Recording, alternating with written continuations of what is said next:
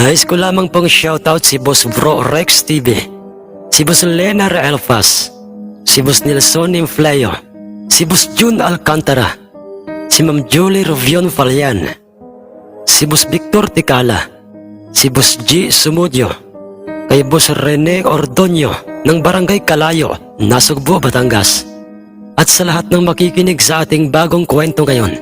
Magandang araw po sa inyong lahat, mga mahal naming kamundo.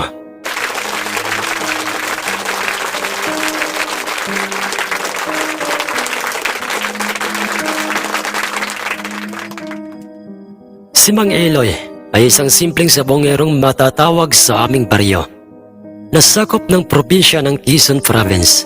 Nasabi kong simple lamang siyang sabongero dahil sa siya'y bihirang magsabong o bihirang dumalo sa anumang magaganap na sultada.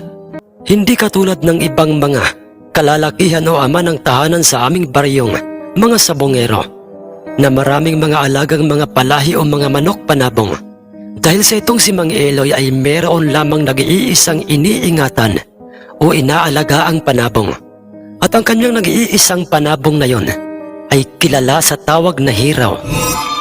Ang hiraw na panabong kung ito'y ilalarawan ko po sa inyo ay ito'y nagtataglay ng mga balahibong kulay puti at itim. Wala itong ipinagkaiba sa talisayang panabong at ang kulay ng kanyang mga paa ay kulay itim. Ako po si Pedreto.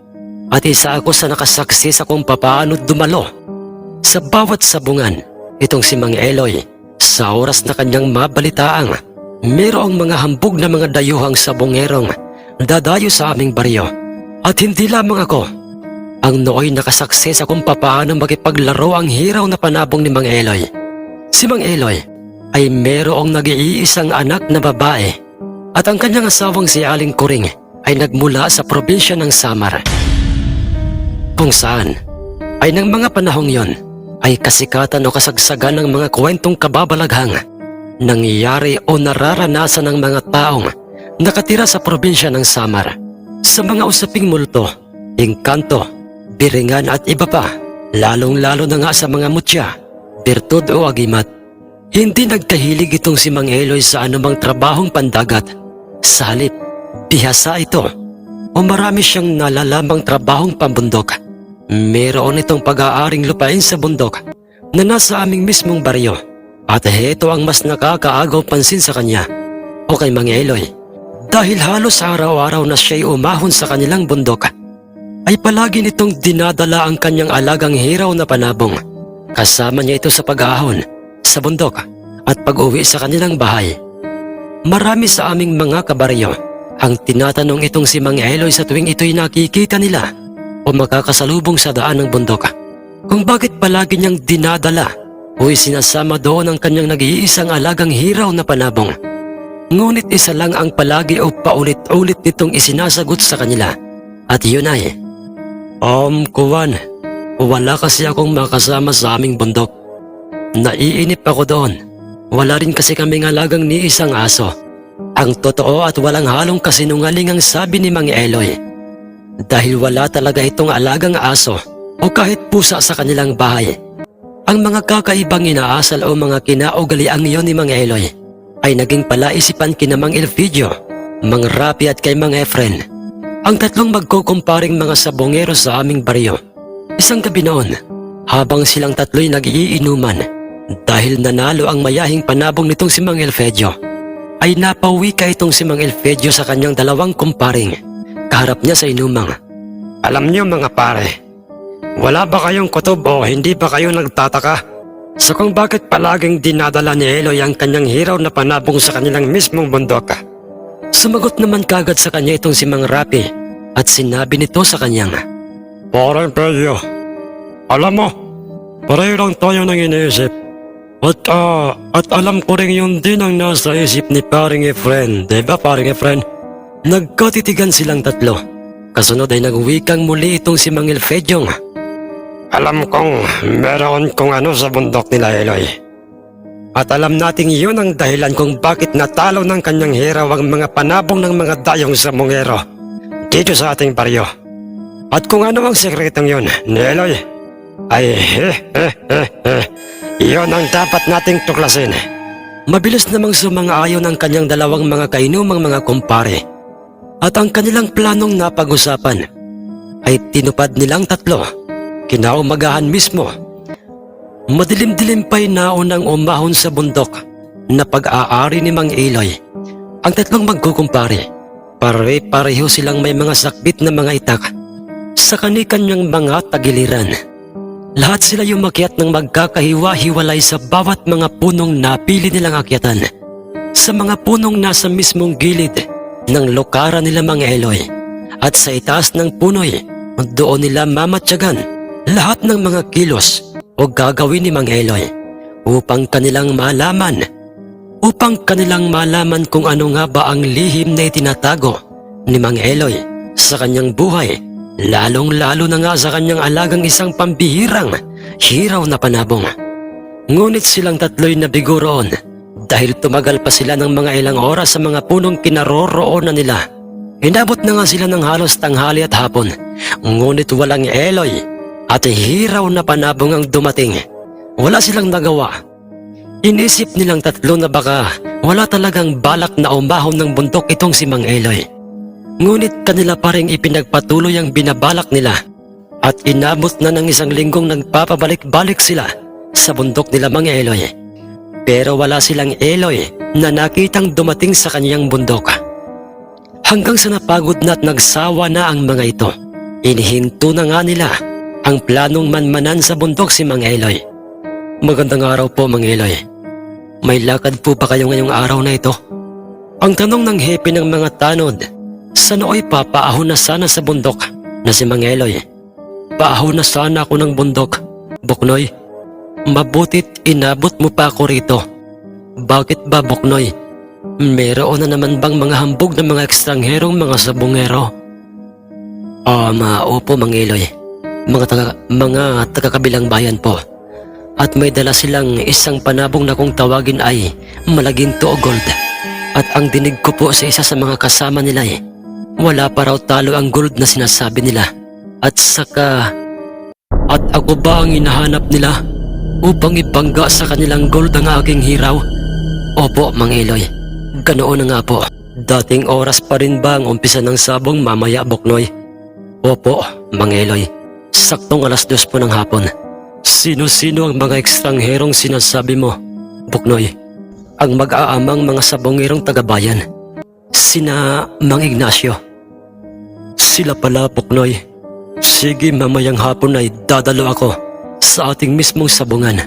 Pagkatapos na sabihin yon ni Mang Eloy kay Buknoy, ay iniwan na nga nito si Mang Eloy. Si Mang Ignacio ay may isang gold na panabong kung saan ay ito'y wala pang ni isang talo na katulad ng kanyang hiraw. Subalit merong pagkamaangas itong si Mang Ignacio at ang kanyang mga anak.